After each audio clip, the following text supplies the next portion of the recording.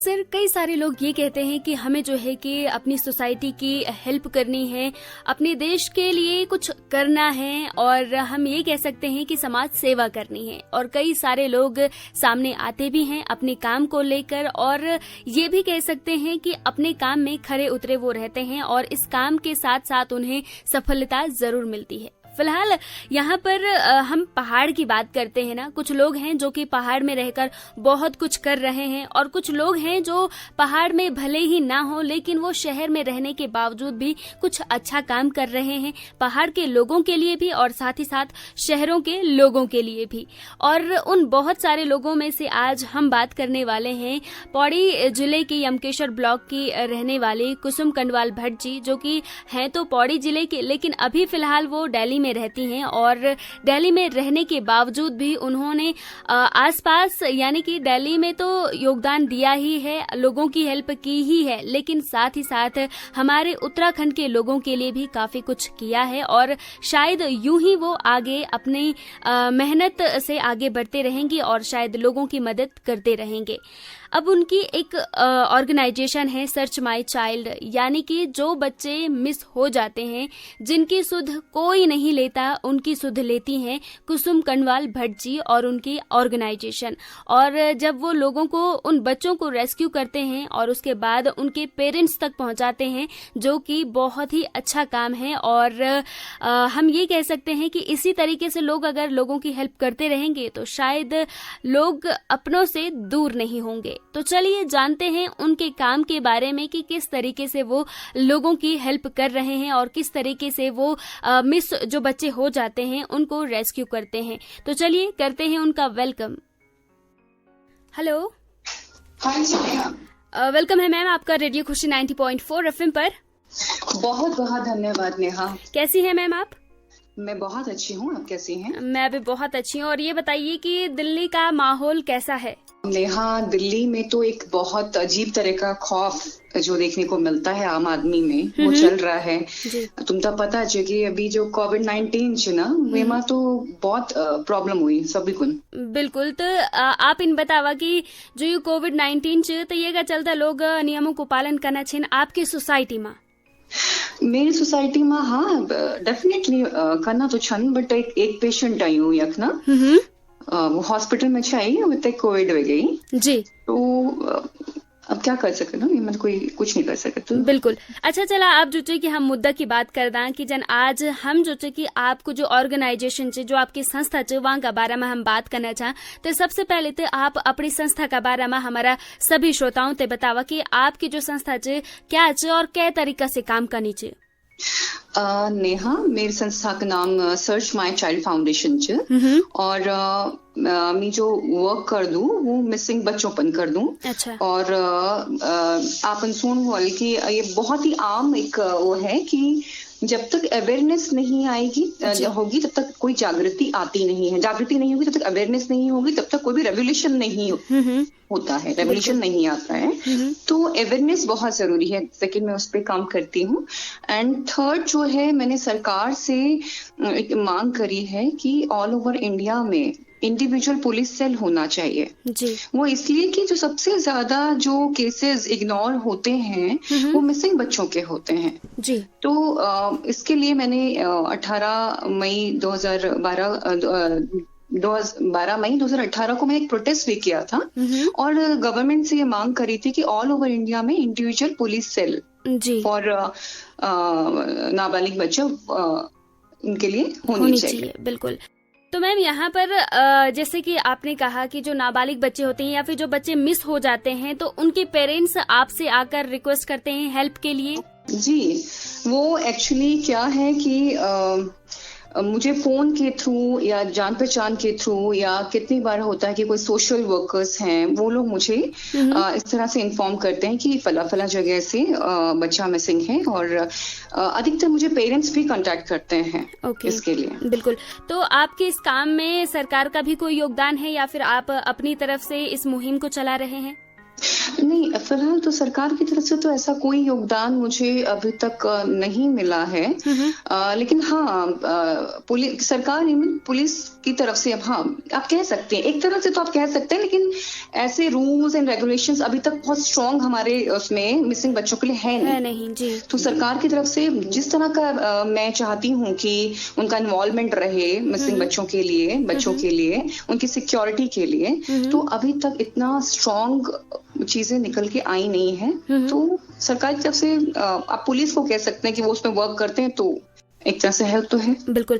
तो मैम, यहाँ पर ये जो आपकी मुहिम है, आपकी जो संस्था है, वो कब से आपने स्टार्ट की और अभी तक आपने जो है कि कितने बच्चों की हेल्प कर ली है, कितने बच्चों को खोज निकाला है?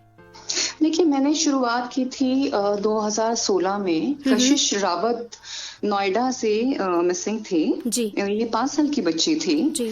तो मैंने वहां से शुरू किया था और उस समय मेरा फर्स्ट जो प्रोटेस्ट था, हम लोगों ने 12-22 से 24 के थाने तक किया था जी। और उस समय हमारा कोई बैकग्राउंड तो ऐसा था नहीं। तो उस समय जब हम लोगों ने ये प्रोटेस्ट किया तो काफी इससे असर पड़ा था। उसके बाद 2-3 प्रोटेस्ट करने के बाद फिर हम गृह मंत्री जी से भी मिले थे। तो उसके बाद उन्होंने धर्मेंद्र यादव जी, आपने अगर नाम सुना होगा, स्माइल मुहिम उन्होंने चलाई थी। ओके। जिसमें कि मिसिंग बच्चों को खोजा जाता था। तो उनको वहां पर ट्रांसफर किया गया था। तो हमारी मुहिम के बाद हमारी जो प्रोटेस्ट थे, उनके बाद दोबारा उनकी मुहिम शुरू हुई थी। उसमें 270 बच्चे मिले थे। लेकिन ये अफसोस की बात है कि कशिश रावत को हम नहीं ढूंढ पाए थे।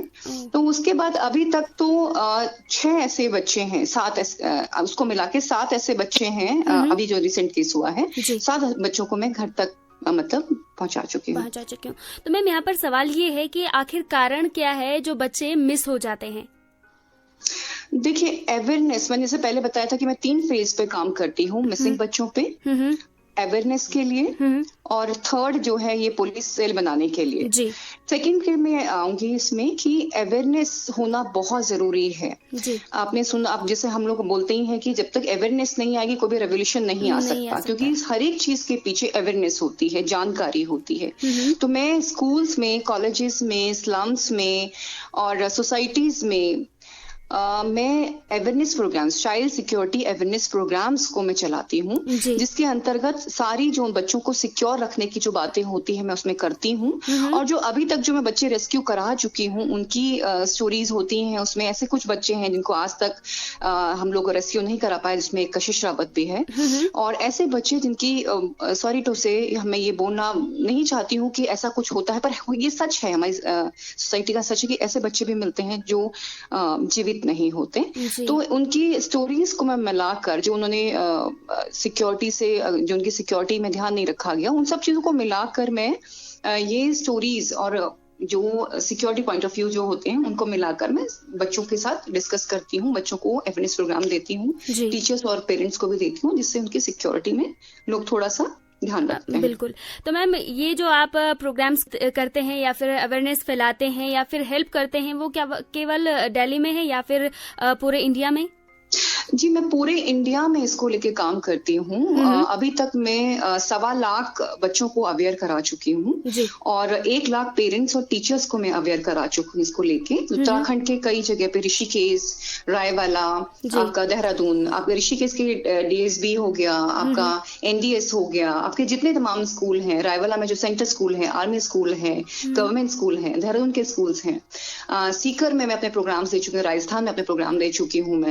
मैं पूरा दिल्ली आधी दिल्ली कवर कर चुकी हूँ जी। और काफी जगह मैं अपने प्रोग्राम्स में दे चुकी हूँ। ओके। तो मैम, इसके अलावा एक और सवाल है कि केवल आप बच्चों के लिए हेल्प करते हैं इस मुहिम के, या फिर कोई और भी आपके काम है जो कि आप लोगों को हेल्प करवाते हैं? देखिए, अभी तो कोरोना का टाइम चल रहा है जी। नहीं, और कोरोना के टाइम पे आप जानते हैं कि बहुत लोग अभी इस वक्त प्रॉब्लम से जूझ रहे हैं। तो जो उनको सुविधा उपलब्ध कराने की बात है, अभी जैसे आपका थैलीसेंड में काफी प्रॉब्लम में थे लोग, तो वो तो वक्त जो मीन्स राशन पानी उपलब्ध कराना, और अभी एक जैसे उनकी डेथ हो गई थी किसी की, वहां पे तो एम्बुलेंस का प्रॉब्लम था, तो उनको वो सुविधा प्रोवाइड करवाने के लिए। राशन कार्ड नहीं थे वहीं पे, तो उनको राशन कार्ड उनके बनवाए हैं।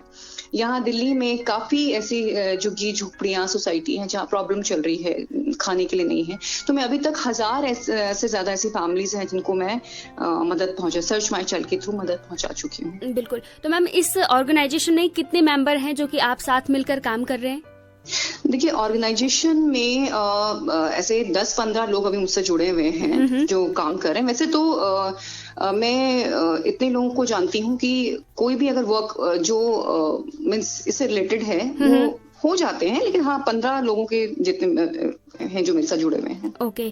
तो यहाँ पर आपने बहुत ही अच्छी जानकारी हमें दी और बहुत अच्छा काम आप कर रहे हैं, लेकिन सवाल मेरा यही है कि आपके मन में ख्याल क्यों आया कि इस तरीके की पहल आपको करनी चाहिए?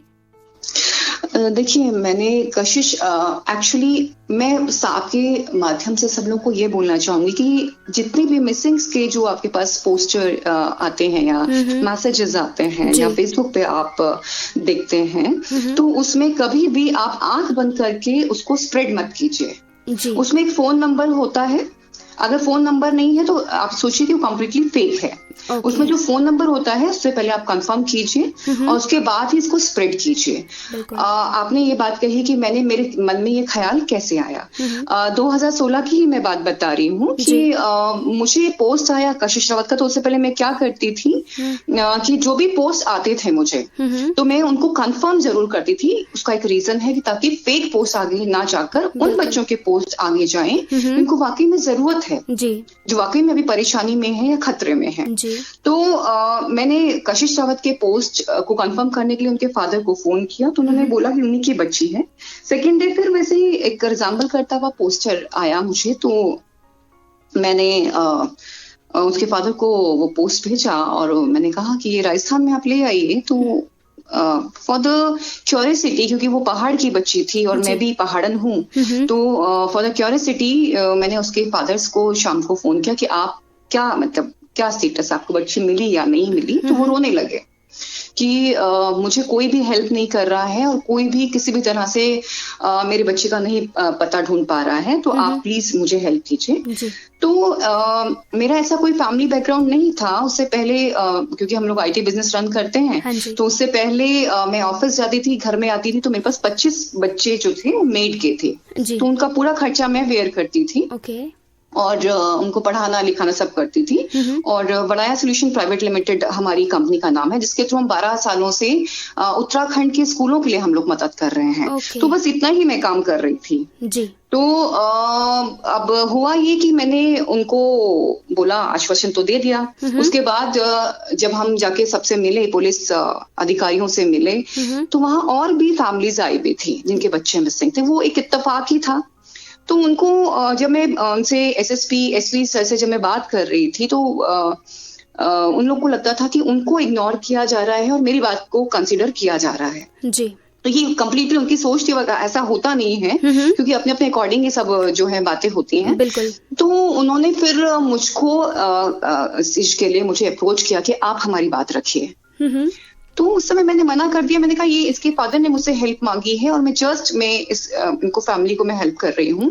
तो उसमें से कुछ ऐसे लोग थे जो काफी जो है मीन्स बहुत ही उनकी दयनीय स्थिति थी, और वो इनफैक्ट उनकी मदर जो थी, जो बच्ची की मदर थी, वो रोने लगी और बोलने लगी कि प्लीज आप हमको हेल्प कीजिए। तो मैंने कहा ठीक है, फिर करती हूँ, इस काम को शुरू करती। तो फिर उस समय तो मैंने बहुत लाइटली लिया, लेकिन जैसे जैसे मैं इसमें घुसती गई तो मुझे इस चीज का आभास हुआ कि ये लोग बहुत हेल्पलेस हैं। बिल्कुल, बहुत जरूरत है इन लोगों को बहुत जरूरत है जी।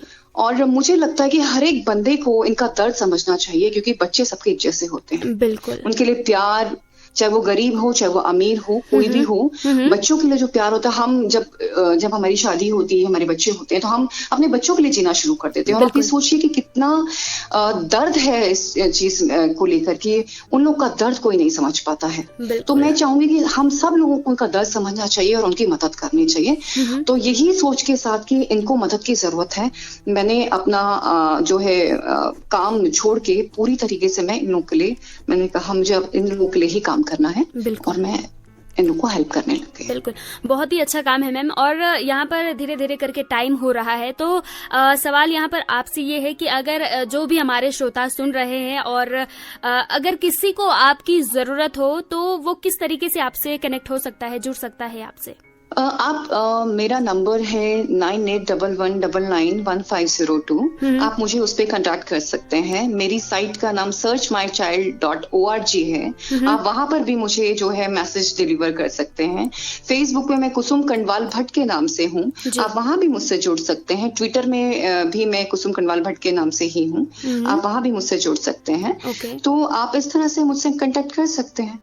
एक और चीज मैं आपके माध्यम से बोलना चाहूंगी कि मैंने change.org से मैंने पिटीशन दायर किया है इंडिविजुअल पुलिस सेल के लिए, बच्चों के लिए, जो कि बहुत जरूरी है। 4 महीने बाद ह्यूमन ट्रैफिकिंग सेल एक्टिव होता है। जब आप एक दिन में 24 घंटे की बात मैं कर रही हूँ, आप एक हफ्ते में 4 महीने में आप बच्चों को नहीं ढूंढ सकते, नहीं आपको मिल रहे हैं बच्चे, तो 4 महीने बाद अगर ह्यूमन ट्रैफिकिंग सेल उसको ढूंढने में अपनी ताकत लगा रहा है तो उसका कोई फायदा है नहीं। तो हम ये चाहते हैं कि जो चाइल्ड सिक्योरिटी के लिए जो मैंने FTCRC के लिए मैंने जो बात की है सरकार से, उसके लिए मैंने जो पिटीशन, सब लोग उसको साइन कीजिए और सर्च माय चाइल्ड के साथ जुड़िए और प्लीज आप जो है आपके और हमारे बच्चों की सिक्योरिटी के लिए आगे आइए। बहुत धन्यवाद मैम आपका कि आप हमारे साथ जुड़े और बहुत अच्छी जानकारी आपने हम तक पहुंचाई। और इसी के साथ ये कहूंगी कि बहुत